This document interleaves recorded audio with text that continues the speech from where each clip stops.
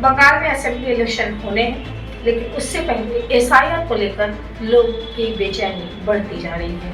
कमोबेश 90 लाख लोग ऐसे हैं जिनके नाम वोटर लिस्ट में से खारिज कर दिए गए हैं। इनमें कई एक ऐसे नाम भी हैं जिन्होंने मुल्क के लिए खिदमत अंजाम दी, जो एक जाना माना चेहरे हैं। ऐसे भी लोगों की एक बड़ी लंबी फहरिस्त है जिनके नाम वोटर लिस्ट में नहीं हैं। हम ऐसे ही एक हस्ती, एक शख्सियत हमारे साथ आज इंटरव्यू के लिए मौजूद हैं। शमीम अख्तर साहब, जो विंग कमांडर रहे हैं एयरफोर्स में, एक लंबा अरसा उन्होंने मुल्क की खिदमत अंजाम दी है। लेकिन जब उन्होंने भी अपने नाम की तलाश शुरू की तो उनको मालूम हुआ कि उनके नाम भी वोटर लिस्ट से खारिज कर दिए गए हैं। ये उनके लिए एक चौंकाने वाला मंजर था, लेकिन उनके मुताबिक कि उनके वो अपने नाम को किस तरह वोटर लिस्ट में आए, इसकी जद्दोजहद उन्होंने शुरू की है। लेकिन ऐसे हज़ारों लोग होंगे, लाखों लोग होंगे जिनके लिए इस जद्दोजहद को पार लगाना एक बड़ी चुनौती साबित होगी। हम बातचीत करते हैं विंग कमांडर शमीम अख्तर साहब से। कैसा लगा जब एक लिस्ट आई थी फरवरी में, फिर एक फाइनल लिस्ट आई, तो उसमें जब आपको पता चला कि आपका नाम जो है वो नहीं है, तो उस वक्त क्या था? सोचा था कि इस तरह से कुछ ऐसा होगा? नहीं, सबसे पहले तो मुझे बहुत बड़ा शौक लगा और बहुत सदमा भी हुआ कि ऐसे कैसे हो सकता है। और जब मैंने देखा कि मैं अकेला नहीं हूँ इस पर, तो बहुत लाखों की तादाद में लोग हैं, तो मुझे फिक्र इस बात की हुई कि जब मेरे साथ ऐसा हो सकता है तो मतलब बाकी जो लोग हैं उन किसी के साथ भी हो सकता है। एंड देर सवेर मुझे तो यकीन है कि मेरा नाम तो आ जाएगा, क्योंकि मेरे पास सारे डॉक्यूमेंट्री प्रूफ है। लेकिन वो उन तमाम लोगों का क्या होगा जो बंगाल के गांव में रह रहे हैं, जो इतने पढ़े लिखे नहीं हैं, जो बहुत ही ज़्यादा गरीब हैं, जिनके पास गांव में इंटरनेट कनेक्टिविटी नहीं है, गाइडेंस नहीं है, कोई बताने वाला नहीं है कि क्या करना है। बिकॉज हम देखें कि मैं कलकत्ता शहर में हूँ, और कलकत्ता शहर में भी एसआईआर को लेके इतना कंफ्यूजन है कि कोई भी चीज़ क्लियर नहीं है कि क्या करना है और क्या नहीं करना है। तो जब बंगाल के कैपिटल सिटी कोलकाता में ये हालत है, तो बंगाल के गांव में क्या हालत होगी, हम सिर्फ ये सोच सकते हैं। और वो भी ऐसे वक्त में जब चंद दिन ही बाकी बचे हैं इलेक्शंस के लिए। जी, तो इलेक्शन में बहुत कम वक्त बाकी बच गया है, तो अब ये देखना होगा कि इसमें से कितने लोग क्लियर होते हैं। बट जो कि हमें बताया गया है कि ये जो लिस्ट आए हैं ये फाइनल लिस्ट है और अब ये फ्रीज किए जा रहे हैं, तो अब ये बहुत सवालिया है, निशान लग गया कि भाई अभी क्या होने वाला है। तो ये नहीं लगता कि इस तरह से इलेक्शन के डेट्स के डिक्लेयर हो जाना, उसके बाद फिर इस तरह से एकदम आखिरी मरहले में वोटर लिस्ट जो है वो सामने आना, और इस तरह से लाखों की तादाद में लोगों के नाम खारिज कर दिए जाना, तो एक बड़ी अफरा तफरी का माहौल होगा, और लोग जो है इस बार बड़ी तादाद में जो वोटिंग का जो राइट है, जो हक है, हक राय दही के इस्तेमाल से महरूम रहेंगे, ऐसा लगता है आपको?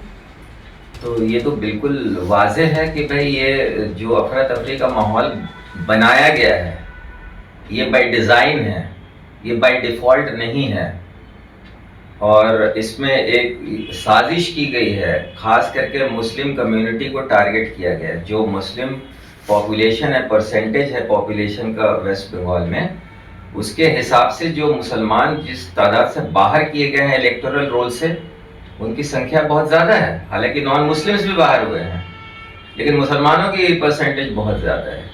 और आपका इस तरह से नाम का खारिज हो जाना, तो आप कहेंगे कि एक लंबा अरसा आपने देश की खिदमत के लिए, जो एयरफोर्स में आपने अपनी खिदमत अंजाम दी है, तो वो भी आपको लगा कि ऐसा क्या वजह रही होगी जो इस तरह से, अगर नज़रसानी होती है, नाम ले आ भी जाता है, लेकिन उसके बावजूद वजूहात क्या रहे होंगे, क्या वजूहात आपको बताए गए हैं?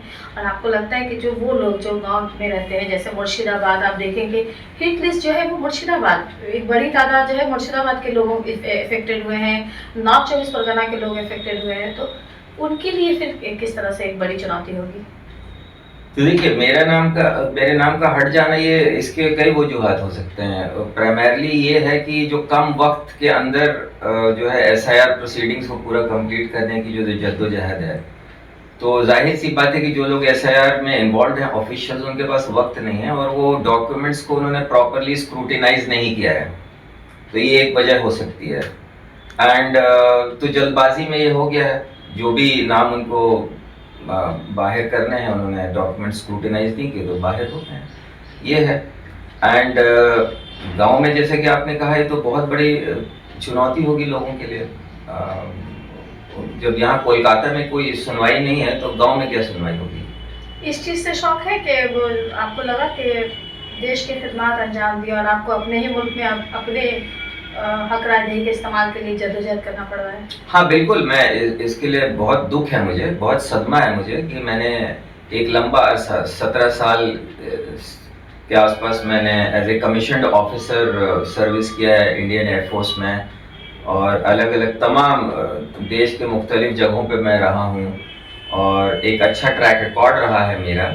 एंड उसके बावजूद आज मुझे डिसएनफ्रेंचाइज कर दिया गया है, मुझे वोट देने का अधिकार नहीं है, वो छीन लिया गया है और शायद मैं ना दे पाऊँ इस इलेक्शन में। तो ये बहुत बड़ा शौक है मेरे लिए एंड ये अच्छी बात नहीं है। तो फर्दर आप डॉक्यूमेंट्स वगैरह जमा कर रहे हैं? हाँ, तो मैंने अपील कर दिया।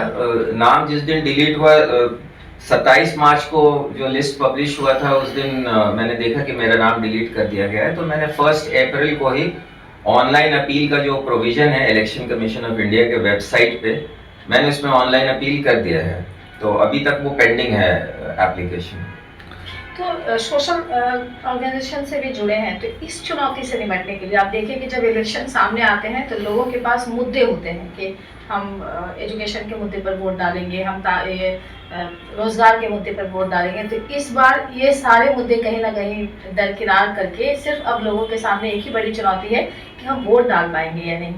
तो इसको भी निपटने के लिए जो समाजी तंजीमें हैं उनको और सियासी तंजीमें, तो अब देखेंगे जिस तरह से अपोजिशन पार्टियां हैं उनके रोल को आप किस तरह से देख रहे हैं और समाजी तंजीमों को किस तरह से देख रहे हैं कि वो बेबसी का शिकार है या इस तरह से डिज़ाइन किया गया कि आखिरी मरहले में कि नहीं, जितनी भी सामाजिक तंजीमें हैं उन्हें बेबस तो बिल्कुल नहीं होना चाहिए, क्योंकि वही बेबस हो गए तो फिर कोई आगे काम ही नहीं हो सकता है।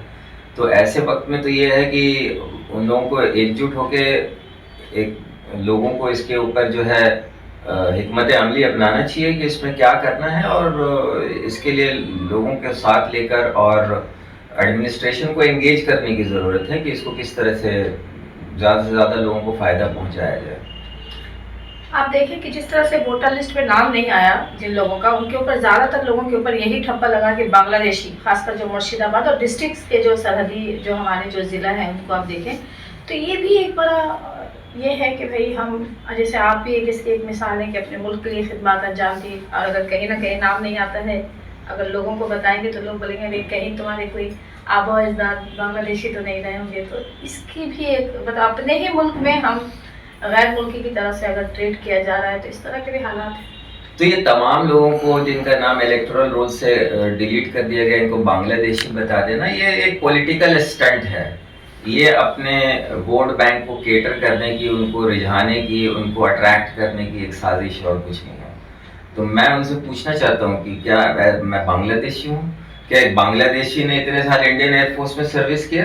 क्या आपने मेरे डॉक्यूमेंट्स नहीं देखे थे? तब मेरे पास एक डिप्लोमेटिक पासपोर्ट इश्यू हुआ था, क्योंकि मुझे जब मैं सर्विस में था तो मुझे सेलेक्ट किया गया था इंडियन एयरफोर्स को बाहर के मुल्क में रिप्रेजेंट करने के लिए एक एक्सचेंज प्रोग्राम में। तो मेरे पास एक डिप्लोमेटिक पासपोर्ट था, मेरे पास आज अपना नॉर्मल पासपोर्ट है। तो विदाउट वेरिफिकेशन, क्या इंडियन एयरफोर्स में दाखिला विदाउट वेरिफिकेशन होता है?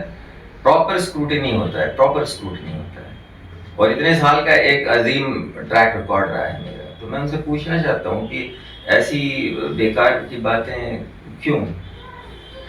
सर मेरा सवाल आपसे ये है कि आप जिस तरह, आपकी बात तो सच है कि आप जैसे शख्सियत तो शामिल हो जाएंगे, जो गरीब लोग हैं, जो समाज के पसमानदा लोग हैं, उनका क्या होगा? अब मेरा इस सवाल को जोड़ता हूँ कि अभी हमारे हाल ही फिलहाल में जो कुछ मुस्लिम लीडरशिप ने कहा कि मुस्लिम लीडरशिप की बातचीत की, वो गायब हैं, उनकी मदद करने को तैयार नहीं है और अब तक कोई मदद भी सामने नहीं आई है। हम एक सहारे में हैं, पॉलिटिकल लीडर हमारे लिए कुछ कर रहे हैं, पॉलिटिकल लीडर के अपने ये है। तो जो मुस्लिम लीडर बनना चाहते हैं वो इस इशूज़ पे कोर्ट में भी एक वकील नहीं खड़ा कर पाए, उस में आप क्या सोचते हैं? तो मुस्लिम लीडरशिप है कहाँ? मुस्लिम लीडरशिप तो एग्जिस्ट नहीं। वो मुस्लिम पॉलिटिकल लीडर की बात किया ना, अभी एक साहब यहाँ आए थे, हैदराबाद से आए थे या दिल्ली से आए थे, बंगाल में घूम के कहा कि भाई बंगाल में ज़रूरत है मुस्लिम पॉलिटिकल लीडरशिप की, लेकिन वो साहब ना एक वकील भी नहीं खड़ा कर पाए वहाँ पे सुप्रीम कोर्ट में कि कह सकें कि भाई ये मुसलमानों को ही नाम क्यों काटे जा रहे हैं। तो उस सिलसिले में आपकी क्या राय हो सकती है कि किस तरीके का ये मुसलमानों के इस्तेहसाल नहीं है? तो वो पोलाइट कौन शख्स थे जो आए थे, मुझे नहीं मालूम, इसका इल्म नहीं, वैसी साहब की बात कर रहा हूँ मैं। अच्छा, अच्छा। हाँ, जी जी। नहीं, तो मुझे ओवैसी साहब के बारे में कुछ नहीं पता, लेकिन मैं ये कहना चाहता हूँ कि मुस्लिम लीडरशिप नहीं है, ना बंगाल में है ना इंडिया में है। ओवैसी साहब एक पॉलिटिकल लीडर हैं। जी। पॉलिटिकल लीडर्स जो होते हैं उनकी जो वो अपनी पार्टी के बारे में सोचते हैं, अवाम के बारे में सोचने वाला हमें एक सोशल लीडर की ज़रूरत है, सोशल तंजीमों की ज़रूरत है जो अवाम के बारे में सोचे, और उसकी ज़रूरत है। तो वहाँ एक टोटल वैक्यूम है। थोड़ा सा अपने बारे में, आपके कैसे आर्मी में ज्वाइन किया और क्या सफ़र रहा आपका, वो बता दीजिए। ओके, तो मैंने इंडियन एयरफोर्स ज्वाइन किया था राइट आफ्टर क्लास 12th, और मैं as a non commissioned officer join किया था। और मैंने ज्वाइन किया था 21 अप्रैल 1996 में। और उसके बाद मैं ज्वाइन करने के बाद मैंने अंदर रहते हुए, सर्विस करते हुए अपनी पढ़ाई पोस्ट ग्रेजुएशन कंप्लीट की, और उसके बाद एक एग्ज़ाम दिया जिसको कहते हैं एयरफोर्स कॉमन एडमिशन टेस्ट, उसको पास किया। और ये एग्ज़ाम जो है सिविल कैंडिडेट्स के साथ बैठ के देना पड़ता है, उसका एक प्रोसीजर है, रिटन एग्ज़ाम। उसके बाद हम सर्विसेज सिलेक्शन बोर्ड में जाते हैं जहाँ की साइकोलॉजिकल टेस्टिंग और इंटरव्यू होता है, और उसको पास करने के बाद मेडिकल टेस्ट होते हैं, उसके बाद मेरिट लिस्ट आता है। तो उसको क्लियर करने के बाद फिर मैं ऑफिसर ट्रेनिंग के लिए गया, और 1 साल की ऑफिसर्स ट्रेनिंग के बाद मैं 15 दिसंबर 2006 में एक commissioned officer, class 1 commissioned officer बना।